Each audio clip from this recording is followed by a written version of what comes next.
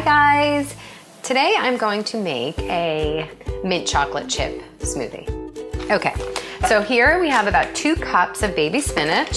I want to add a little bit of protein, so I'm going to add a nice tablespoon of hemp seeds. I am going to add a lot of fresh, beautiful mint. I have about, I would say almost a cup, so it's quite a bit of mint. And for sweetness, I thought I would add a couple of dates and 1 frozen banana. Some ice cubes, I don't know, about 4 or 5. And I have here some unsweetened almond milk. So we're gonna pour that in, about a cup. Might have been a little more than a cup, maybe a cup and a quarter. You could just go slowly, go less, and then see if you like the consistency. It might need more ice, more liquid. So now we're gonna zip it up. I didn't add my chocolate yet.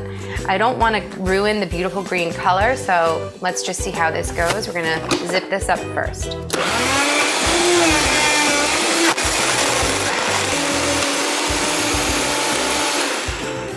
Okay, so it looks gorgeous. Now I'm gonna go ahead and quickly pulse about a tablespoon of cocoa nibs. Now, if you look closely, this is just the pure cocoa bean.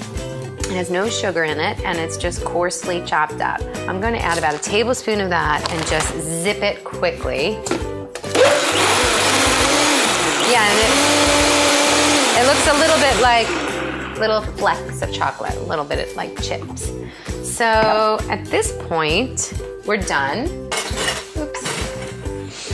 And what I'm going to do is, at the end, we're gonna add a little cacao.